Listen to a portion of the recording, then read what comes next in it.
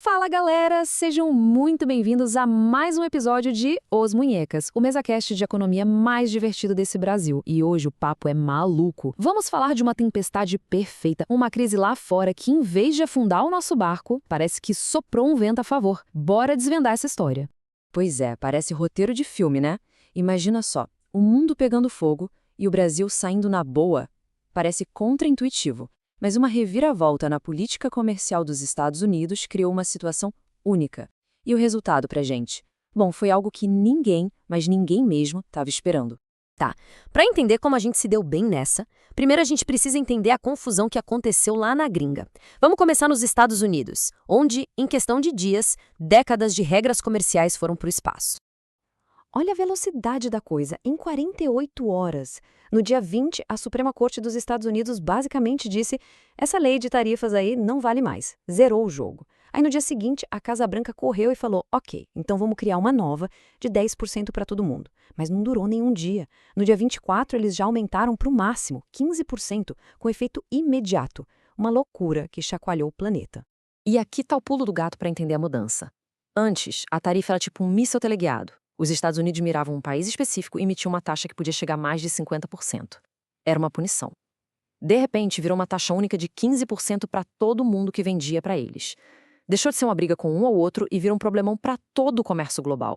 E como era de se esperar, né? Quando a maior economia do mundo dá um passo desses, o resto do mundo sente o tranco. O efeito dominó foi imediato e as peças começaram a cair, uma por uma. A reação foi em cadeia. A União Europeia, que estava para fechar um acordão com os Estados Unidos, meteu o pé no freio e já avisou que tinha 93 bilhões de euros em tarifas de retaliação na gaveta. A China foi para a imprensa pedir para cancelar tudo. A Índia falou: ih, aquela visita? Melhor deixar para depois. Ninguém viu isso como negociação, e sim como uma quebra de confiança. A frustração era geral. Essa frase aí do chefão de comércio do Parlamento Europeu resume tudo. É o famoso combinado não sai caro.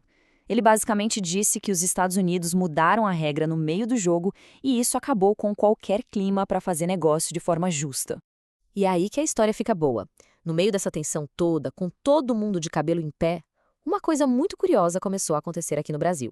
Foi um verdadeiro paradoxo econômico. E aqui está o coração da nossa história. É o que a gente está chamando de paradoxo brasileiro. Sabe quando tem uma briga generalizada na festa, todo mundo se estranhando, e no meio da confusão você acaba achando uma carteira no chão? Foi mais ou menos isso que aconteceu. Uma política feita para proteger a economia americana, sem querer, abriu uma avenida de oportunidades para o Brasil. Olha que maravilha! Lembra daquelas tarifas de até 50% que a gente podia tomar? Então, da noite para o dia, elas sumiram. No lugar, entrou uma taxa única de 15%. De repente, nosso produto ficou muito mais barato e competitivo na prateleira americana. Foi uma Black Friday de produto brasileiro para os gringos. E o resultado veio a galope. As exportações da nossa indústria extrativa, sabe? Minério, petróleo, essas coisas que a gente tira da terra, simplesmente dispararam. Um crescimento de mais de 70%. É muito dinheiro entrando na veia da economia. E não foi só com exportação, não. Olha esse número, 8,17 bilhões de dólares. Essa foi a grana que os investidores estrangeiros colocaram no Brasil só em janeiro, ou seja, antes mesmo dessa confusão das tarifas estourar. Isso mostra que o capital global já estava olhando para o Brasil como um lugar mais seguro para deixar o dinheiro. E o melhor é que, enquanto o circo pegava fogo lá fora, aqui dentro o cenário estava melhorando. A inflação, aquela que faz o preço do pãozinho e do pastel subir, estava caindo pela 7ª semana seguida. E com a inflação caindo, o Banco Central fica mais à vontade para baixar os juros. É a tempestade perfeita de boas notícias. Ok, muito papo, mas e na prática? E o placar do jogo? Vamos olhar para os números, para o que realmente aconteceu no mercado financeiro, para ver como essa tempestade perfeita se refletiu no bolso da galera. E que placar, hein? No dia 24 de fevereiro, a nossa Bolsa de Valores, o Ibovespa, bateu um recorde histórico. Chegou a 191.490 pontos. Foi um dia de festa total no mercado. E não foi só a Bolsa que comemorou. O dólar, aquele nosso conhecido, sentiu o baque e caiu para R$ 5,12.